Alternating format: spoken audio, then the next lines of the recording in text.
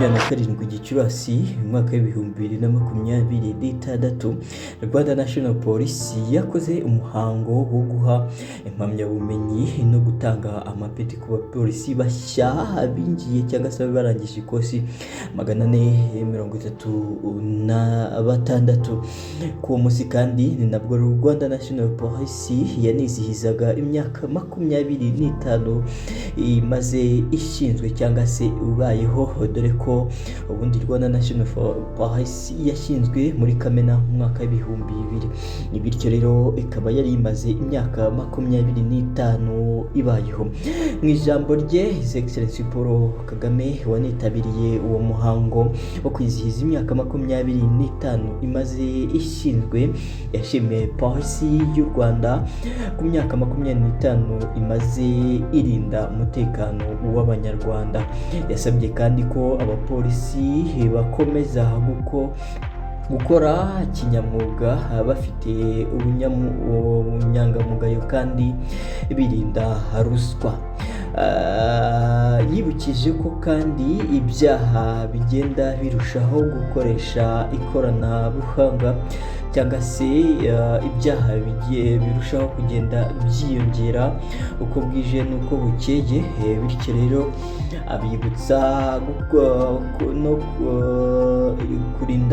abibutsa gukomeza gukora neza no kurinda imipaka, bityo polisi nayo igomba gukoresha uburyo bugezweho bw'ikoranabuhanga mu guhashya ibyo byaha binyuranyije n'amategeko y'u Rwanda. Yasabye kandi abapolisi gukomeza gukorana neza n'abaturage no kurinda icyizere cy'abaturage, babagirira neza yaba mu bunyamwuga bwabo ndetse n'akazi kabo ka buri munsi.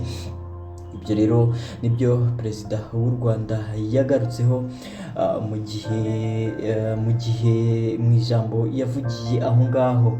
Yashimiye kandi polisi y'u Rwanda mu gihe nyine imaze iyo myaka 25 ibayeho, kandi yasabye abapolisi gukomeza gukorana neza n'abaturage no kurinda icyizere abaturage babagirira.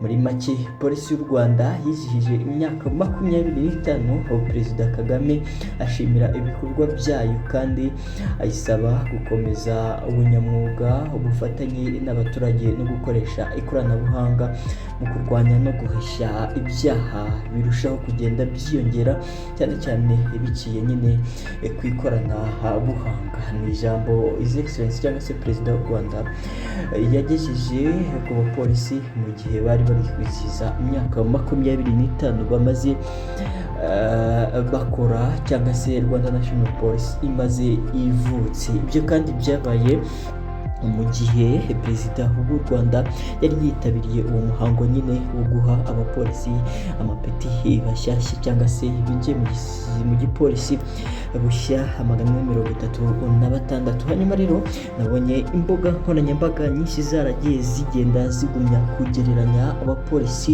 b'u Rwanda n'ab'u Burundi.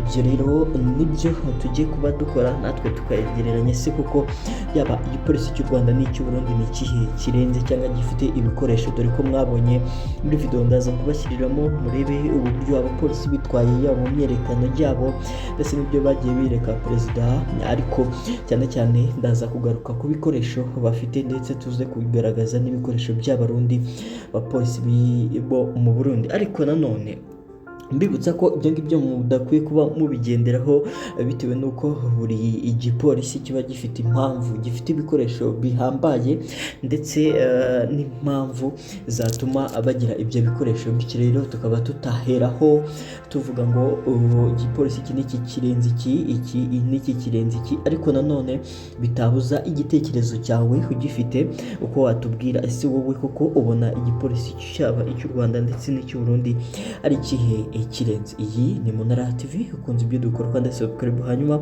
fungure n'inzogera ujye ubana natwe n'amakuru menshi azajya akugeraho ku gihe gatanu ku kandi, naho wakoze subscribe umuntu w'umugabo, umuntu w'agaciro. Reka ngaruke mu kanya tugaruke no ku zindi nkuru, ariko ubu ngubu ngiye kuba ngusigiramo video urebe uburyo abapolisi b'u Rwanda bitwaye, hanyuma nkwereke n'abo Burundi uburyo bameze imyerekano yabo, hanyuma wowe uraza kuduha igitekerezo utubwira ati se igipolisi cy'u Rwanda n'icy'u Burundi ni ikihe ubona kirenze. Ariko nanone bibutsa koko ari ibintu biba bitigereranwa kuko haba hari impamvu runaka, yewe hari ibikoresho wenda kimwe mu gipolisi cyerekanye ibindi bitabyerekanye, akaba ari impamvu ikindi cyabyerekana, bityo rero ariko nanone bitakura ko wowe ubona mu mboni zawe ukavuga ati igipolisi iki n'iki kirenze kuri iki bitewe n'imboni zawe. Reka ngaruke wowe icyo ukora uradusigira igitekerezo cyawe, ngushimira kandi kubera ubana natwe umunsi ku wundi.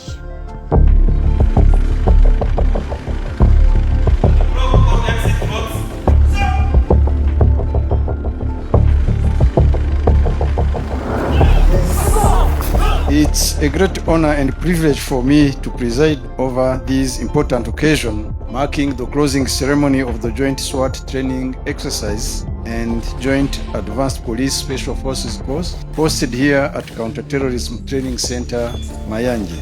Ladies and gentlemen, the contemporary security environment presents complex and unpredictable challenges, including terrorism, organized cyber crimes, and other emerging threats. These realities demand highly trained and well-coordinated forces capable of operating nationally and across borders. We must therefore continue strengthening cooperation, partnerships, and capacity building among our institutions. The government of Rwanda remains firmly committed to investing in advanced professional training to strengthen Rwanda National Police.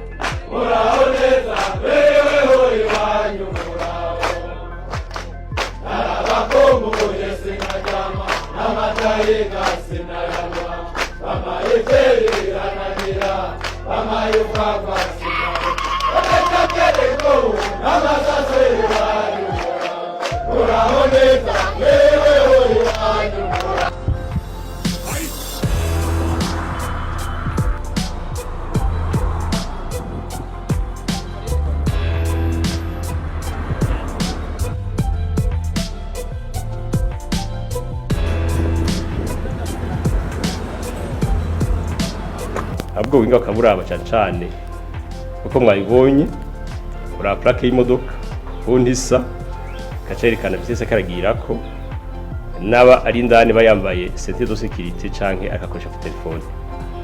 Nico rero byabagaramo ko byose basanzwe babahana bakenda guharira untazo bagiharira, hanyuma yawo kwibarabara yawo uri mu biro arabona ibyabaye ubinga ushaka gukoreshwa no kuri WhatsApp. Umutegetsi wese yamubwiriza kuri gipolisi canka ajejwe igisata kijejwe izo barabara barabibona.